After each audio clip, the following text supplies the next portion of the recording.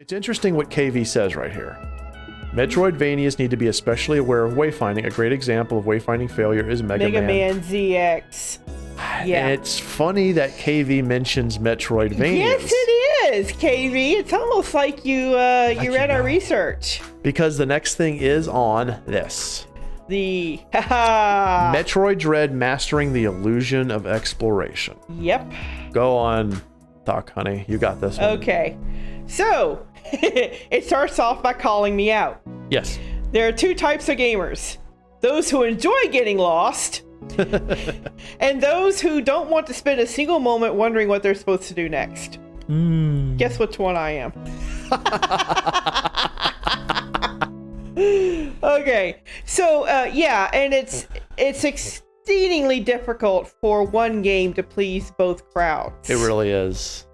And so that's why Hollow Knight is heralded as one that's done this. Yes. It is basically either is the greatest achievement of all games or it is the biggest waste of time. Because honestly, Metroidvania's players, the Metroidvania player set is extremely divisive against your linear players. You know, your Super Mario players are not going to get along with your Metroidvania players, I say, as I get down to the very nitty-gritty of stereotyping.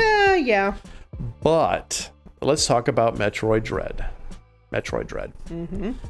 So one of the things it does really good is it appeals to just about everybody by it's really perfected the illusion of exploration. It really has. Okay.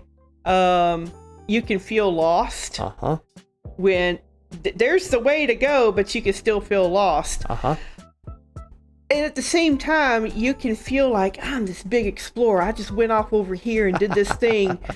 And that's where you were led to anyway. Right. Now, if you all remember the original Metroid, congratulations, you're as old as we are. But it's criticized by obscuring its critical path. Like for example, it did.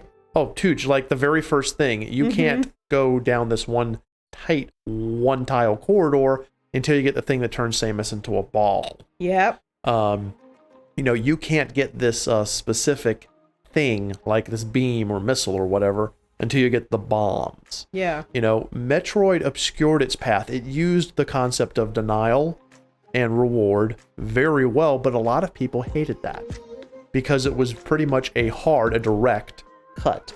You know, course, you can't go here until you get this item no matter what you do. Metroid 2 and Super Metroid kind of fixed that a little bit. The signposting brought you to different areas. It was Super Metroid by far, by the way, is my favorite Metroid game because I felt like it was the one that made me feel like I was an explorer even when it wasn't. I've never played Dread, but according to this, it brings it even further. It leads you to breakable walls. Yeah, traps you in a room with them. You can't wander off looking for the right place. The game literally forces you without making you feel like you're being forced. Yes, so Black Rose is saying, would Castlevania be in this type of game? The whole Metroidvania genre comes from a combination of the Metroid games, which are faux exploration, and Castlevania Symphony of the Night. Yeah. Castlevania Symphony of the Night was a exploration-based Castlevania game where you played Alucard, and most of the game you're wandering around the castle trying to figure out what you need next to advance to the next areas of the castle. Yep. It is a fantastic game, and because of that, in Metroid, it birthed the Metroidvania concept. Right. So, oh, KB brought up a good point. Let's see. The obscure critical path is precisely why I've never finished the original Metroid. It's also the only Metroid game I've ever played. Some people did not like the original Metroid because of that. I loved the original Metroid. Of course, then again, back in the day, that it was the first of its kind. It was, actually. So, there was that. While the Castlevania games back in the day were highly linear. Forget Simon's Quest, that game doesn't exist. But, you know, so those games were difficult, though. They were because of that obscured critical path and that feeling of, I don't know what to do next. I don't know what to do next. And you spend hours looking for walls to bomb. Yeah. So, yeah.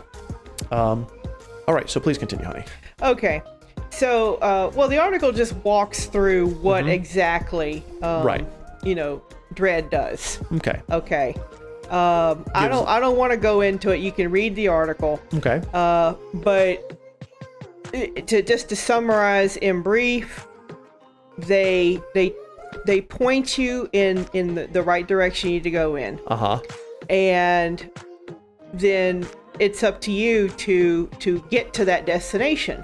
Right. And if you can choose to use your map, you can look at it. But your map may or may not help you. Right. Where you need to go may or may not be on your map. So then you feel like, oh, I got to go explore and find the way forward. And the game environment itself has all the different markers and pointers to lead you forward. So what they're basically saying is that Dread is a lot more, and I'm using air quotes again, guys, I apologize, linear than it appears, but it creates that illusion of exploration by using all those wayfinding techniques we talked about earlier. Yeah. A player guides themselves through the level, even though for the most part, the game is telling them where to go. And that is actually a little bit of genius there. I think it is. You're telling a player without telling them you got to go left before you can go right. Exactly. That's really good. By letting them go just enough. It's sneaky. It is, some people will see it as a deception. I get that. But it also is getting around the idea of giving the player so much freedom that they get lost. Yeah. And get frustrated, because frustrated players don't play games. Or giving them too much hand-holding and feeling like you're railroading them, which is not what a Metroidvania player wants. Let's catch up a little bit on chat here. Okay. So, Burke says you can tease the player with the way that follows, but not how they can reach those next parts. Yeah.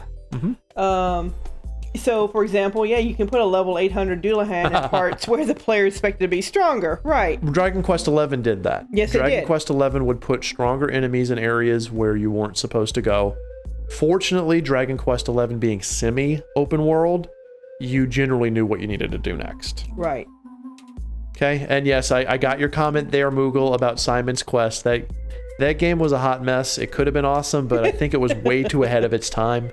I could go on a tirade about Simon's Quest. Ask me about that during the AMA tomorrow. Yeah. Back to the article here. Final Fantasy 1, it was very hard to find places. It was. You could spend a lot of time not knowing where to go next. That's why strategy guides were a massive thing.